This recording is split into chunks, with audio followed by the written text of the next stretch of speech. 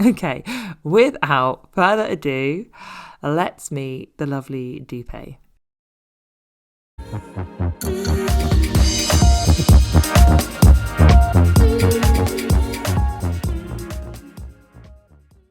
Hello, Dupe, how are you? Hi, Anneka. I'm really well, thank you. Thank you so much for having me on the podcast. Absolute pleasure. And would you like to introduce yourself to my lovely audience? Yeah, of course. So, hi everyone. I'm Dupe Witherick, and I am the founder of Thrive Alcohol Free.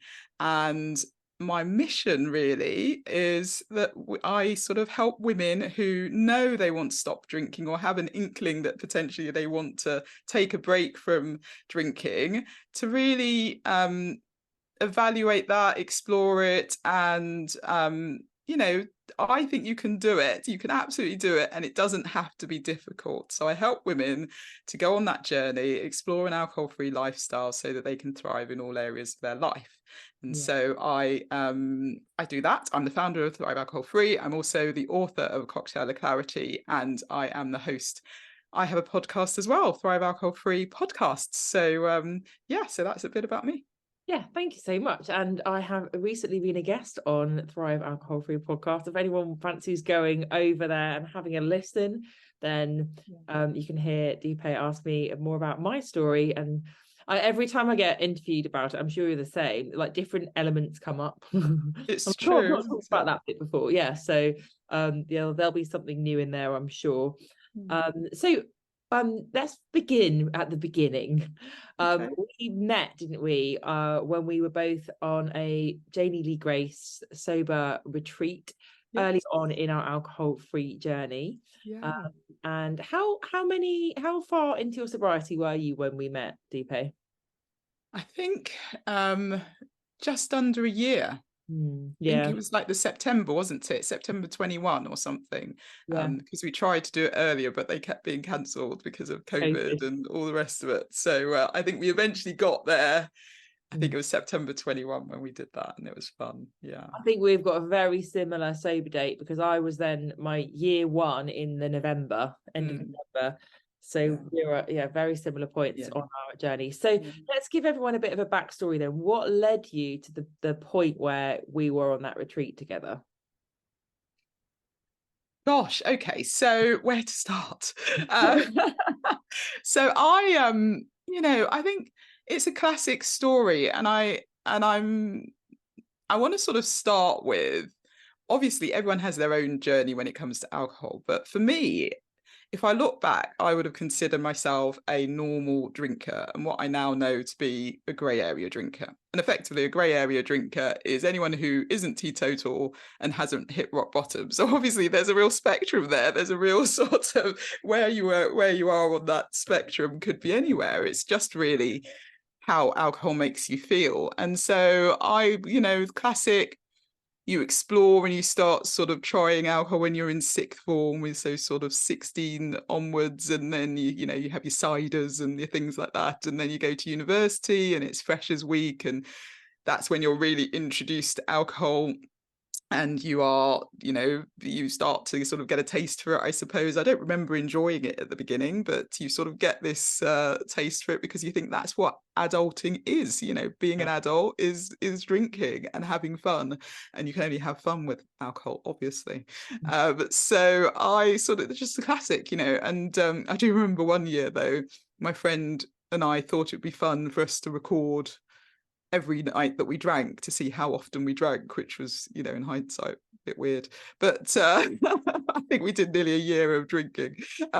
So then I left uni, started in sort of corporate world, and again it was everything, sort of any events, team socials, then went on to do sort of client dinners, business travel. I've been very fortunate. I've traveled and worked across the globe, and so there was one year I worked in 13 countries, and so it was really work hard, play hard, and that was the lifestyle. And you jump on a business class flight and obviously you'd be thrust a glass of champagne, and that was so glamorous and you felt so sophisticated.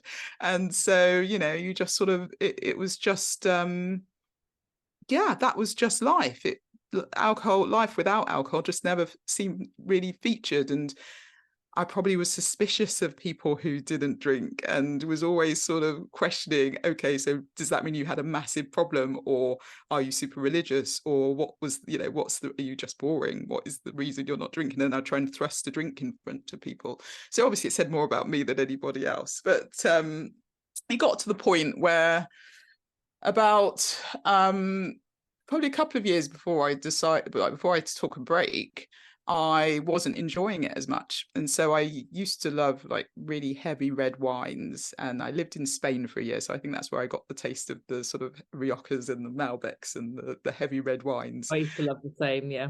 Yeah. And so that was my go-to drink, and but just didn't enjoy it. So I thought, okay, well, if I'm not enjoying it, maybe I should need to just try lighter red wines. So then I went on to your Pinot Noirs and your bit of the lighter reds. And then I realized I wasn't enjoying that as much. So then I went on to my white, because of course you can't stop drinking, you have to drink. So, then it was like, okay, well, I'll try white wine. I never really drank white wine, and went through a phase of drinking a bit of white wine. But then it got to the point where I literally could only enjoy, or would only enjoy, I say enjoy, probably just out of habit, gin and tonic and champagne. So they were the only things that I could drink. And I, and then it sort of got to the point where I was like, why do I need to do this? I don't. And then in 2020, March 2020, we all remember the year 2020 well, but I was lucky enough to climb Mount Kilimanjaro. And I had 6 days on a mountain, and I like to say I climbed a mountain, came down, the world changed. The world changed in so many ways, because a week later we were in lockdown, and we were working from home, and then I think the official lockdown was like a week after that, but everything had shut that week. And I sort of, I think because we all knew, we didn't know what was going on, we all sort of just were muddling through. And my daughter was 6 at the time, so I was part of a mummy sort of WhatsApp group, and it was all about the only way to get through it is to have a drink, and all the memes that were going around and all of that sort of mummy wine culture. And so have a gin and tonic, oh, we deserve it. And you sort of got through, going through the year, it just became a habit that you would have a drink at the end of the day, just to sort of keep you sane, really, and get you through another day. And I was working pretty hard as well, so I was on Zooms from like 7 in the morning till 7 at night. I was working with a company, a European client at the time, and so it was pretty full on. And it just got to the point where I think I felt like I wasn't really looking after myself. I was literally just going through the motions, getting through the day, having a drink, going to bed, starting again. And I think we all remember it wasn't really working from home, it was living at work. And so, for me, I was also ironically the people and purpose lead for my company, my sort of team at the time. And so I was advocating people taking breaks, going for walks, really looking after their mental well-being, but I wasn't doing any of it, right? So anyway, I then had this thing come where in my church they were saying, do a challenge 21 days and give something up. So I thought, actually, this could be a good opportunity. Why don't I stop drinking alcohol, take a 21-day break from alcohol? And so I took the 21-day break. And in those 21 days, so many little things happened that made me think, actually, this is probably the right thing for me to do at the moment. But there was no way I was not going to, I was only going to do 21 days. That was it. I was adamant. 21 days, that was it. And then I'd just moderate, or I'd reduce, or I'd just not, see where it went, really. And the 21 days, and now it's now going to be 3 years on the 9th of November. So so a lot has happened in those 3 years that has kept me on this path, and I love it. Amazing. So what were the things that happened then in those that first 21 days that showed you a shift? So interestingly enough, the day before I was due to stop, it was a Sunday, and I was stopping on the Monday, and I poured myself a glass of champagne as a last hurrah. I thought, well, why not? I've got 21 days off, so why don't I have a glass? And I had a sip, and my stomach just was really started churning. I just felt really sort of uneasy about, just it didn't sit well at all. So I didn't even drink it. I drank that sip. I had a sip, and I hadn't drunk a couple of days before that, I think, maybe because I knew this was coming. So it wasn't, I wasn't really drinking hugely, but I thought, why did I pour that? Because I don't really need it, and I'm not really enjoying it. So that was the first thing, which made me really cemented my sort of thought that I need to stop for 21 days and see where I get Body to. was saying no, wasn't it? Yeah, exactly. My body had probably just said, yeah, that's it. You don't need it anymore. And I got a real sense that actually by doing this, it was going to set me free in some way. That kept coming to me. It was really weird. And then along the way, so at the beginning, you white knuckle it, don't you? You sort of think, I'm just not going to drink. I'm going to, you feel like you're depriving yourself in some way. And I was just drinking tea, water, coffee, and that was my sort of thing. And that's all I thought you could drink if you weren't drinking alcohol. And then I stumbled across, probably about 2 weeks in, stumbled across an article that was about an alcohol-free fizz. And so like an alcohol-free champagne. And it was meant to be the best. It was written by a writer who knows all the wines, one of the, writes about all the best wines. And this was the only alcohol-free fizz she would recommend. And I happen to have a bottle in my cupboard, which you'd think, well, why do you have a bottle of alcohol-free fizz in your cupboard when you drink, and what's that about? That summer, someone had come round to our house for lunch and brought this bottle of alcohol-free fizz. And I looked at them as if to say, what the hell are you buying this? Because then they proceeded to have wine. And so I was like, why have you brought this? And I was completely, I was insulted to a point and stuffed it in the cupboard. But then remembered that I was like, is that the one that's in my cupboard? Pulled it out, and it was that bottle. It was like it was waiting for me. And magical. And I had that, and so I got it out, and we had because we were still in the sort of lockdowny time, I think, at the time, and we had a girls' night on Zoom, and everyone was drinking fizz, and I poured a glass of this stuff and thought it's going to be vile, but at least it looks like I'm playing along, because I didn't tell any of my friends that my husband obviously knew, but my friends didn't know that I'd stopped drinking at that point, or had taken a break. And so I poured this, thinking it was all going to be awful, but it was really nice. And the next day I woke up and I thought, hold on a minute, if I can actually, and I had fun and we had a laugh, and I felt absolutely fine the next day. And I thought, if you can do that, why do you need it? So that was the first thing that made me sort of just start rethinking what this was all about. Can I ask you a question? And this may or may not resonate, or you may or may not have thought about it, but when you're describing this visceral feeling of no, and then this, what I would call like a download, that you will set yourself free if you don't do this anymore. I mean, do you think you're having a kind of spiritual awakening, and your body was communicating with you that this was holding you back?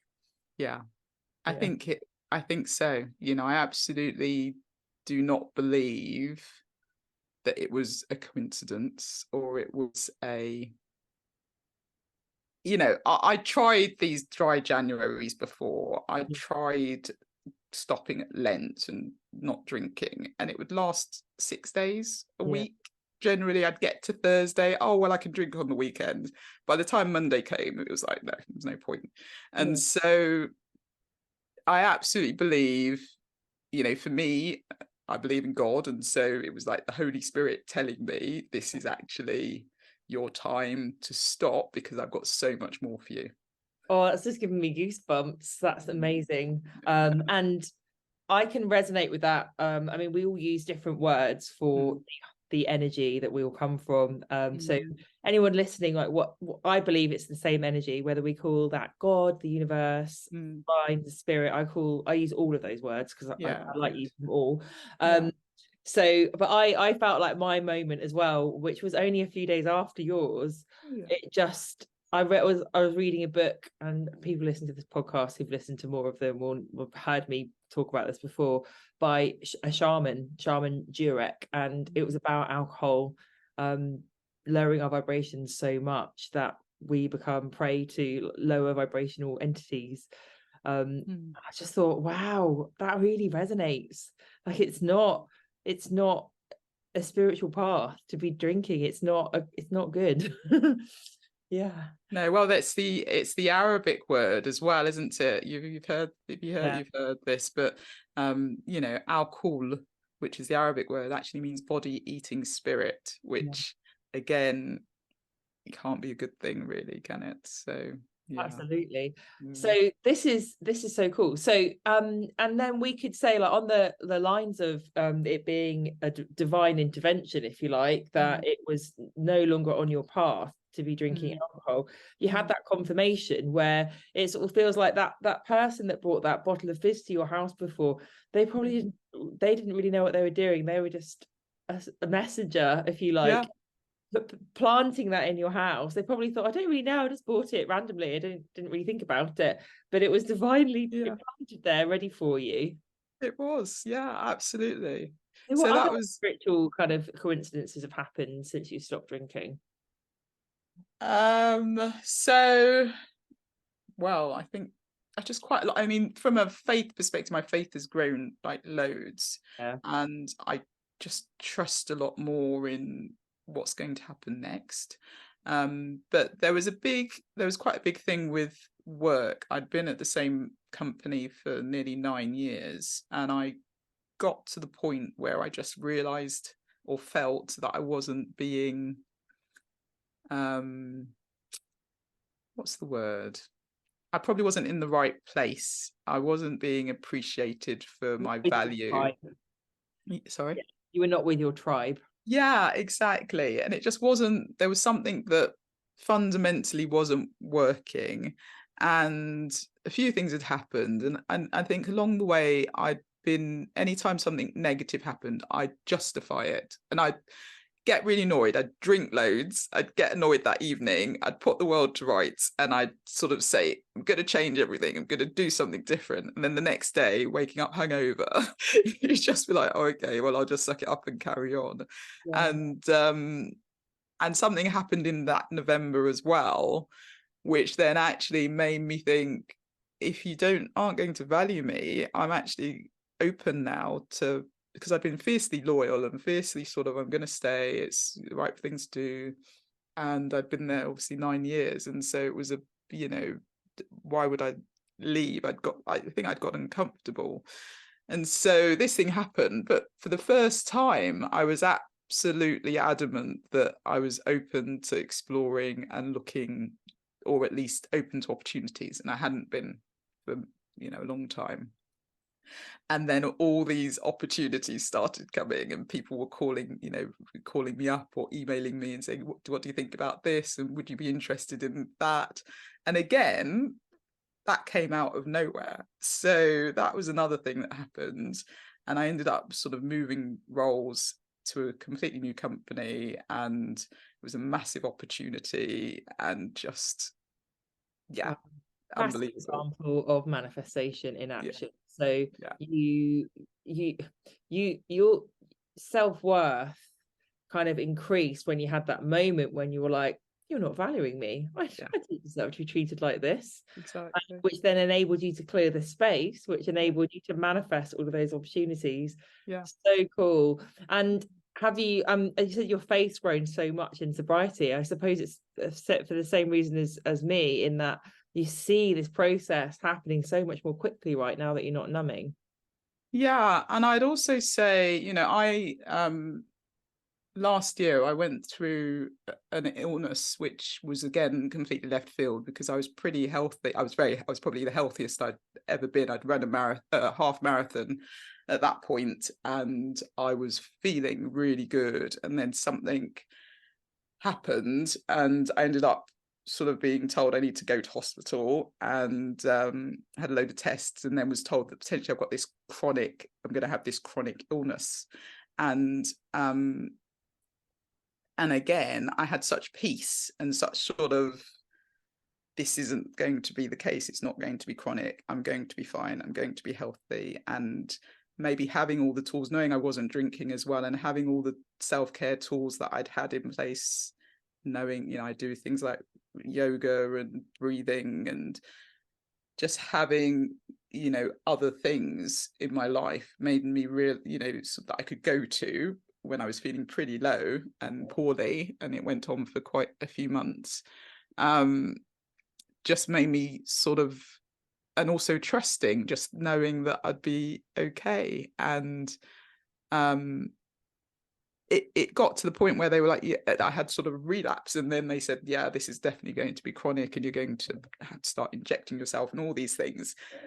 And then it sort of healed. And and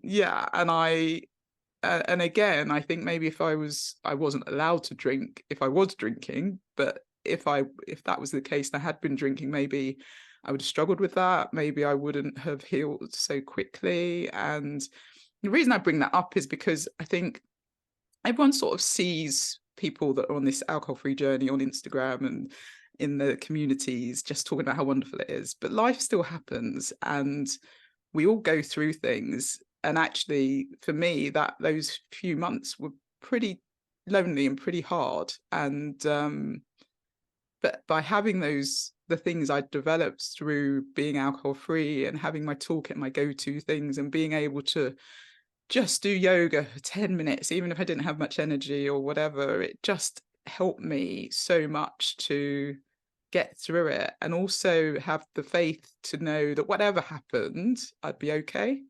And that again was just a real sense of peace, clarity, awareness, focus, all the things that I believe you get when you are alcohol free. And actually, this is so powerful. I've been talking about this on my social media recently, about going through really difficult times when we're alcohol free, because as you say, life doesn't stop happening. No. The difference is that when we are alcohol free, you say your faith in the universe, in God, developed so much, and it was that faith that kept you going. But it was also the fact that you were able to connect with that part of yourself and ground into that you were able to heal yourself. Like, that's magical. That is a miracle, especially when the hospital or the doctors were saying that it was going to be chronic. And then when we then look back at these, what I call them like rock bottoms, we all go through them. That universe throws us a curveball and it knocks us. It's like the rug's been pulled from underneath us. Either then they're actually just realignments. And that we are being asked to up level because we need to get on the wavelength of what we're really meant for and what we're calling in. So since your amazing healing that you were able to gift yourself, how has that shown you an up level? How was that like the best thing for you, even though it didn't feel like at the time? Well, I ended up reading, it's funny you say it, because I'm looking back and thinking you're absolutely right. When I ended up reading a book called Believe Bigger, and at the time, and because I wasn't sleeping very well, so I was reading this at like 2-3 in the morning, and it had loads of exercises, and I started journaling, and that is where Thrive Alcohol Free really came from. And the fact that I needed to get my message out, and I had this thought that, okay, well, if this is going to be, chronic, and I'm not going to be able to do as much as I used to do and all the rest of it, well, actually, what would I want to do? What do I want to do? And ultimately, I wanted to get the message out that being alcohol free is like the best thing ever. And I'd also just finished my, I'd just done the coaching, sober coaching training. So I qualified as a coach earlier on, about a year and a half before. And then I did the sober club coach training. And so I knew I had things there that I actually probably wanted to do a bit more of and help more people and get people to realize that actually being alcohol free is such a gift. And I think it probably was also the start of my thinking about writing a book, because I felt like I wanted to leave something, or I'm probably being dramatic, but for me it was like, actually, if you're not well, you suddenly realize health is the most important thing, and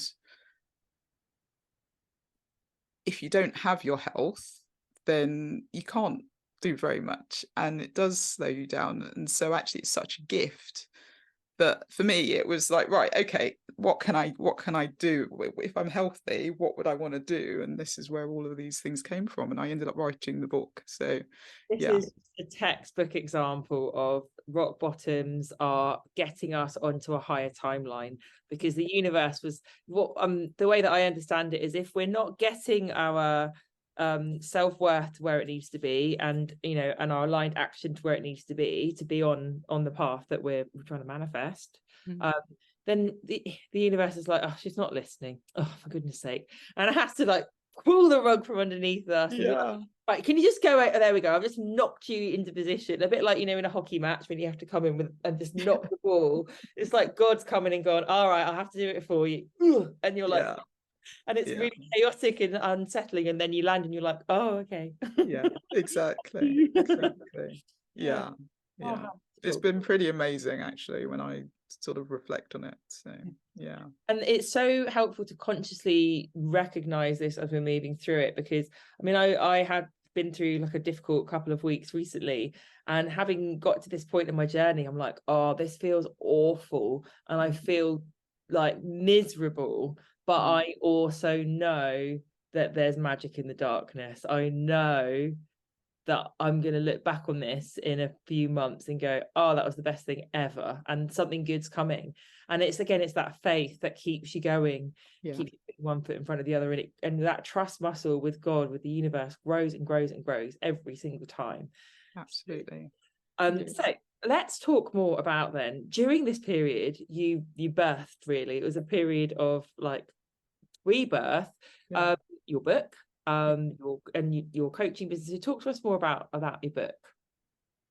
So the book is called A Cocktail of Clarity: How to Ditch Drinking, Embody a Joyful New Identity, and Thrive Alcohol Free. And I really wrote it because it was really, I'm hoping it's a tool or a resource that people can take and actually practically take some steps. So it's got questions and actions along the way. There are lots of tips and tricks. It's got recipes for mocktails. It's got things to do to put into your alcohol-free toolkit. It covers alcohol-free firsts and how to get through various, I probably have about 9 or 10 different scenarios, and how to get through those alcohol-free firsts. And so it sort of takes you on a 3-stage journey. You start in foundation, then go into firsts, and end up in freedom. And the freedom part for me was really important as well, because that was really going into things like, how do you manage emotions? How do you think about your values and what you really want out of life? How do you set goals? And then how do you dream bigger? And what's your big vision for your life? And so I wanted it to be a really positive way of looking at being alcohol free, because there's such a stigma around stopping drinking, and people get questioned a lot around sort of, if you tell people you're not drinking, it's still quite a radical thing to do. I think it's the best thing to do. I absolutely believe it's a superpower and you're only gaining, you're not giving anything up. But it stops people in their tracks a lot, because they don't want to stand out from the crowd. They don't want to do something different. And what this book is really showing is actually you can have the best life, and you can really just create and design the life you want by getting rid of this one thing. And just by ditching this one thing actually leads to everything. Oh, I couldn't agree more, which is why I always say alcohol is a manifestation block. It's a con, it's a trick. Everything that we've been brainwashed about alcohol to be true is the opposite of the truth. And you really can create the life of your dreams when it's like turning the light on, isn't it? And when we turn the light on, sometimes we realize we've got a lot of tidying up to do, and that's okay. Do it bit by bit. Yes. But create the house of your dreams when you can actually see what you're creating. You've got that control. And that's why the managing emotions piece is a key part as well, because again, I think we as people just lean on alcohol for everything. So you celebrate, you commiserate, it's a sunny day, it's a rainy day, whatever it is, it's like, I'm going to have a drink. And actually we don't know how to manage our emotions. We don't really feel our emotions either, because we don't know what they are, and we can't even name them to an extent, because and then it we're not numbs, processing them, and then you're not and then we can't move. I always say our feelings are actually a part of our inner guidance system. They're energetic gifts. They, like, anger is such a powerful emotion. It gives us so much energy to stick to a boundary, but if you can anaesthetise that, you're taking your power away. Like, use it. It's given to you for a reason. I couldn't agree more. Sorry I interrupted you then, but I was so excited to read you. I know you've got a course as well that goes with the book. Tell us more about that. So I have a companion course. It's an online course, self-paced, and again, I developed that because so you can get the book in Kindle and paperback, and I know people learn differently as well. And so the course is really a way, because I obviously do coaching, I do one-on-one coaching as well as group coaching, but I know there are lots of people who maybe don't want to go down the coaching route, or who are not quite ready to be with other people and want to maybe explore this on their own. And so that's why I designed the online course. And so really you can do it in the comfort of your own home. It covers a lot of the groundwork, but it has workbooks of the book, but it has a workbook that you follow as you go through. It also has some bonuses as well that are hopefully fun along the way. And it's just a different way of learning. And so it's 3.5 hours of video content, plus, as I said, a load of resources, including other book recommendations and recipes for things, and also breathing techniques. We cover things like emotional freedom technique. And so it's a course that hopefully will help people as well. And I know people have got it and given me some positive feedback so far. But if you're not ready for coaching, or coaching isn't something that you can access at the moment, then I'd certainly recommend getting the course, doing it in your own time. And I'd love to hear how you get on if you do get the course. Awesome. And links for all of these will be in the show notes, so you can have a look at those, and also connect with Dupe on, are you on Instagram? I'm on Instagram at Thrive Alcohol Free. So I'll make sure all of those links are in the show notes. Thank you so much for coming on today. It's been really, really inspiring listening to your story.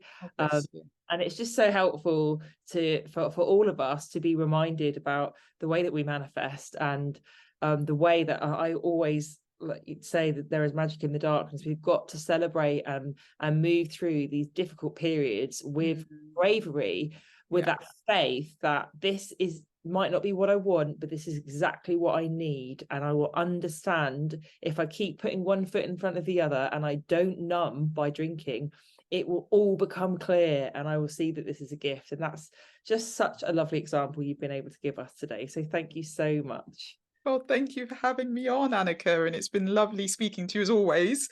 And so I look forward to speaking to you again soon. Take care. Thank you. Thank you so much for listening to me today. If you would like to have the chance of winning a free one-to-one coaching session with me, then I'd love it if you could leave me a 5-star review. All you need to do is take a screenshot of the review and send it to me at thrive@coachingbyaneka.co.uk, and I would love to connect with you. If you would like to connect with me further and you'd like to download my free guide, then please go to my website and you can do that, and you'll be added to my mail list. Or if you would just like to book in a free discovery call with me, then you can do so via my email address or through my website. All of these links will be in the show notes. And I hope you have a wonderful, magical, sober week, and I will see you this time next week.